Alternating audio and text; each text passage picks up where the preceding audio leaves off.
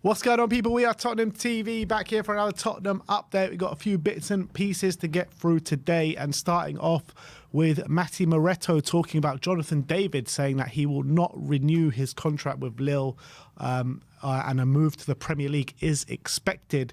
A publication called Inter Live also says that Fabio Paratici has reportedly told Tottenham to go and sign him. Obviously, we were heavily linked with him last summer, weren't we? The move failed to materialise, went for Dom Solanke.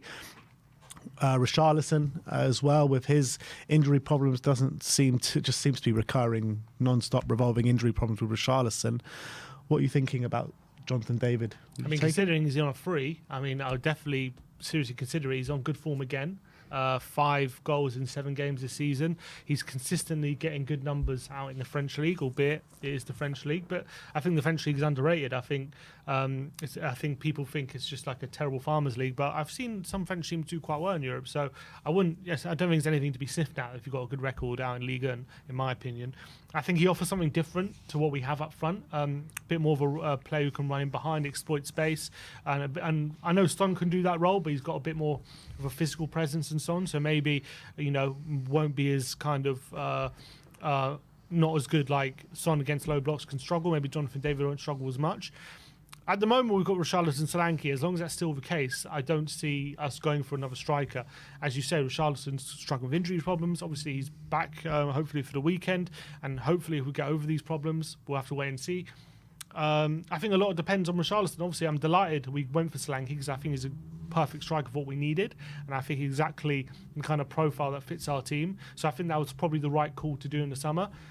Now with David on a free and Richarlison's future up in the air, I definitely think it's one we're going to have to keep an eye on. I think it's definitely one I think we should definitely push the button on if Richarlison's injury issues persist. And also what I like about David is he just offers something different to Solanke, whereas I feel like Richarlison, in terms of what he offers, is fairly similar, albeit not as good as Solanke. Yeah, I was fairly against this in the summer with Jonathan David, and the reason being I didn't want him to come in as like our starting forward, our starting striker. Now we've got Solanke. If we can offload Richarlison for a good somewhere between 40 to 50 million, I would go for Jonathan David. As like you say, I think they give really good options between each other. They have different strengths and different areas where they can exploit the opposition. It's really good options to have them both playing up front with each other as well. If you have kind of Solanke as that target man and then Jonathan David running in behind, I think it could be a really good dynamic. So I'd actually be really up for this one if we could get Richarlison out the door for between 40 and 50 million. And if we can get that kind of figure for Richarlison, maybe from the Saudi League, whoever it may be, that means you can focus and use that money in other areas that we really need, maybe whether it be a CDM, another left back, a right winger, in these areas of the pitch. So I'll be bang up for this one if we can get Richarlison out the door. Definitely, but obviously it all depends on how Richarlison does the season. If he has a great season and shows, he can stay fit and shows that he's a really able deputy to Solanke, comes off the bench, does well, starts games and is continued scoring, then we might not need to sign someone like David. Yeah. But all depends if he can stay fit on. That's the thing. These injury problems have just followed him around ever since he's come to Spurs, and it's getting really frustrating. Just waiting for him to be fit, pretty much week in, week out. We'll see as we're going later. He is fit at the moment. He is fit. But it's like the first time he's been fit this season so far, albeit it's still early days.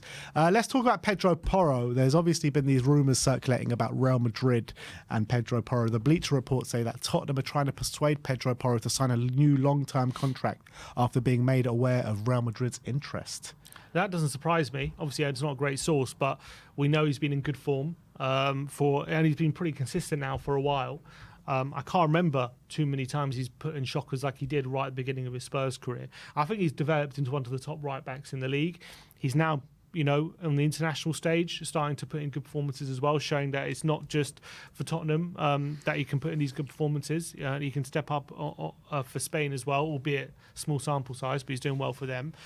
I think Tottenham definitely should be trying nailing him down. Obviously, I don't know how long his contract was when he signed. He's probably got a few years to run. It's got till 2028. So 4 years. So he's still got quite a long time to run, or 3 years come January. So I can understand there's probably no rush, but as well, I think it's important to reward players for consistent performance and upgrade. And when their performance improves, you should definitely compensate them for that. And if he is getting, interest from Real Madrid and they're going to be sniffing around him, they're probably going to offer him big wages. Obviously, it protects his value a bit if you can offer him a bit of an improved contract. And I think he deserves it. So I think we probably should do that. What do you think Real Madrid, let's say they do choose him and Trent signs a contract at Liverpool, Liverpool, whatever. How much do you reckon Real Madrid offer him in wages? In wages? I mean, how much is he on? He's on 85. Look at least 150. Yeah. Do you reckon Spurs have to match that? Not necessarily. I think somewhere between 120 to 150 in that ballpark, because there's no offer on the table from Madrid at the moment. So it's not about matching anything. It's about just improving his wages. That's the name of the game. So I don't think they have to predict what Madrid are going to offer him and match it. They just have to improve it and reward him for improved performances. That's the main thing. And just show there's an upward trajectory and an upward progression. Exactly. But you got to remember as well, we signed him for a good fee, like about 40 million. Yeah. So if Madrid are serious about him, you're looking at double that probably. Yeah. Obviously, if you're in Madrid's head right now, Trent is going to be the easiest target. It's reported that, there's some reports saying that Liverpool have kind of accepted that he's not going to sign a deal now. And if that's the case, surely Real Madrid's the only place he's going to go. Yeah, I don't think he doesn't sign a contract at Liverpool to not go to Madrid. I think that's the clear option. And for Madrid, they did that deal with Mbappe, made sense then. Obviously, it would save them a big, hefty transfer fee, albeit if Trent goes there, I don't know how much he's on to Liverpool, but he's probably looking at between 250 a week or something like that, or to 300 if he goes to Madrid. So they're probably going to have to pay Trent a bigger wage fee, but it could save them a big, hefty transfer fee if they went for Porro. So it makes a lot more sense. Yeah. And now we're going to talk about the injury news coming into the game this weekend. Ange Postecoglou has given us an insight on the injury news, and he says Heung-min Son and Richarlison trained with the group this week and trained well. And Ange Postecoglou also said that Wilson Odobert will return to full training next week. He did confirm that Sonny and Richarlison are both in the frame to play this weekend. Yeah, and he mentioned Bergvall as well, saying that he was the only one who came back from the international break with a bit of a problem, but it doesn't think it's that bad and actually could be in line to be fit for the weekend as well, albeit it might come too soon for him. So that's really good news as well. Really, really positive. We need Son and Richarlison back. We look the attack looks so much healthier when those two fit, especially when we can rotate Solanke and Richarlison, have options off the bench, and obviously Sonny, our best attacker as well. Werner hasn't really done it in Sonny's absence, albeit the attacks look quite fluid even with Son being absent, but Werner's missing chances, and if Son was in those positions instead of Werner, could have been a different story. So really excited to have Son back, really, really great. And also it's great that he's back fit after having a 2-week break, so hopefully he's a bit fresher now, and hopefully that rest will have done him good because he was being overplayed a bit before the international break. So really, really great news. And with Odobert hopefully being back for Europa League, if we can just get him back up to speed in that competition, get him those minutes and get him back to looking as bright as he did in his early appearances for Spurs, that'll also be really, really great. And I'm just really excited to get these guys back on the pitch. Yeah, and finally we got those kind of healthy competition for places in that forward line, and with the busy period coming around now with a clean bill of health, it's really exciting, to be honest. You're looking at Richarlison, you probably assume that he'll be on the bench this weekend in a view to start the game against Alkmaar next week. Yeah, I'll say that. So look, that is your Tottenham update for today. Let me know in the comment section below your thoughts regarding all the news stories we brought to you today. Like, subscribe and comment, and as always, cover you Spurs.